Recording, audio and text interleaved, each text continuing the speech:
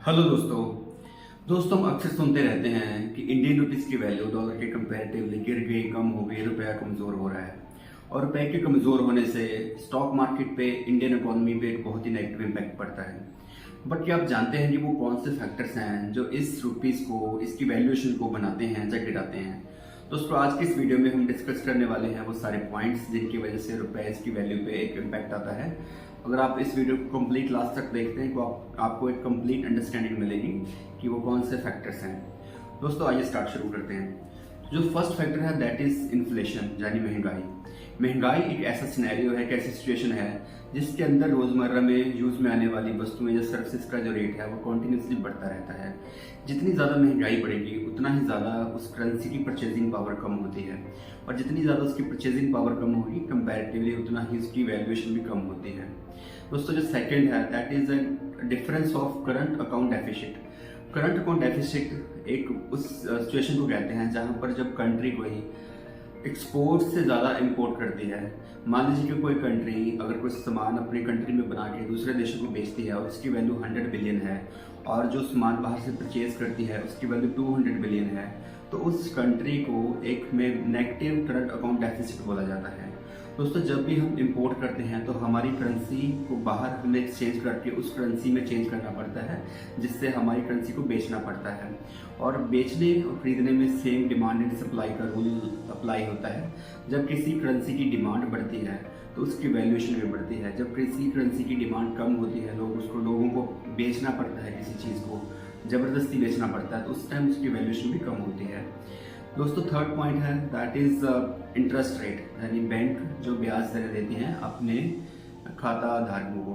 दोस्तों जब भी महंगाई बढ़ती है तो रिजर्व बैंक अब इस महंगाई पे नियंत्रण करने के लिए बैंकों में मिलने वाले ब्याज दरों को बढ़ा देती है। और जब भी ब्याज दरें ज़्यादा होगी तो वहाँ पर फॉरेन इन्वेस्टमेंट ज़्यादा आएगी और लोग अपना पैसा खर्चने की बजाय बैंकों में रखना प्रेफर करते हैं। और जैसे ही मार्केट में मनी की सप्लाई कम होती है तो महंगाई भी कम होती है, और महंगाई कम होने से परचेजिंग पावर बढ़ती है और रुपीज़ की वैल्यूएशन फिर से स्ट्रांग होती है। दोस्तों नेक्स्ट पॉइंट है दैट इज पॉलिटिकल इंस्टेबिलिटी, यानी राजनीतिक अस्थिरता। दोस्तों जिस देश में सरकार स्थिर नहीं होती वहाँ पर फिजिकल पॉलिसीज, मॉनेटरी पॉलिसीज भी प्रॉपर इम्प्लीमेंट नहीं हो पाती। तो जो फॉरेन इन्वेस्टर्स रहते हैं, FIIs जिनको हम बोलते हैं, वो ऐसी कंट्रीज में इन्वेस्ट करने से बचते हैं, संकोच करते हैं, क्योंकि जो FIIs होते हैं उनका जो एक विजन होता है वो लॉन्ग टर्म इन्वेस्टमेंट करते हैं। जब भी वो किसी कंट्री में इन्वेस्ट करते हैं तो वो आने वाले 5 साल 10 साल के लिए करते हैं। तो इसलिए जो कंट्री पॉलिटिकल स्टेबल होगी वहाँ पर उस कंट्री की करेंसी एक पॉजिटिवली इम्पैक्ट होगी, उसकी वैल्यूएशन बढ़ेगी। दोस्तों ये नेक्स्ट पॉइंट है that is public debt. Public debt एक ऐसे डेट को कहते हैं जो सरकार अपने सिटीजन्स के लिए या उनके इंफ्रास्ट्रक्चर के लिए, उनकी डेवलपमेंट के लिए पैसा उधार बोरो करते हैं। तो जो कंट्री ज़्यादा से ज़्यादा पब्लिक डेट में ट्रैप होगी, जब ज़्यादा पब्लिक डेट का फिगर बड़ा होगा, उस कंट्री में भी फॉरेन इन्वेस्टमेंट नहीं आएगी, क्योंकि फॉरेन इन्वेस्टर ऐसी चीज़ें पहले असेस करते हैं किसी भी कंट्री में लॉन्ग टर्म इन्वेस्ट करने से पहले। तो हाल ही में अपने श्रीलंका में देखा होगा कि जैसे जैसे वहाँ की सरकार ने अपने लोगों के ऊपर स्पेंडिंग के लिए लोन लिया और फिर वो एक लोन ट्रैप में फंसते गए और लास्ट में उनकी कंट्री में हाइपर इन्फ्लेशन जैसी सिचुएशन बन गई, और उन कंट्रीज़ में जो रुपीज़ की वैल्यू है उनकी वो बहुत ही सिग्निफिकेंटली डाउन एकदम से चली गई। दोस्तों जो नेक्स्ट पॉइंट है that is trade of currency. जी हाँ, जैसे हम स्टॉक मार्केट में ट्रेड करते हैं, जो नॉर्मल कमोडिटी में ट्रेड करते हैं, ऐसे ही करेंसी की भी इंटरनेशनल मार्केट में ट्रेडिंग होती है। तो जो करेंसी ज़्यादा डिमांड में होगी उस करेंसी की ज़्यादा वैल्यूएशन होगी, उसकी ज़्यादा वैल्यू बढ़ती जाएगी।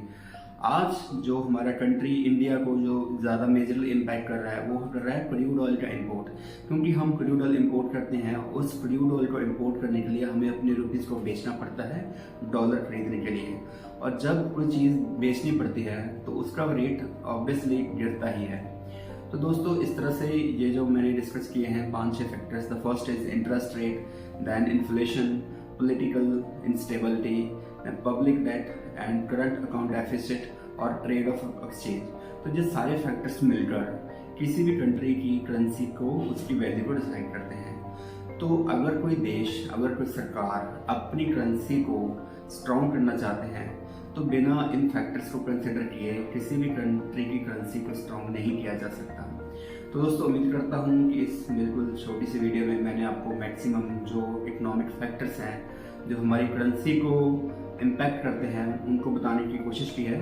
अगर आपको ये वीडियो अच्छी लगी, इन्फॉर्मेशन अच्छी लगी, तो आप वीडियो को लाइक कर सकते हैं और इसको शेयर भी कर सकते हैं। And thank you so much for watching this video. Have a good day.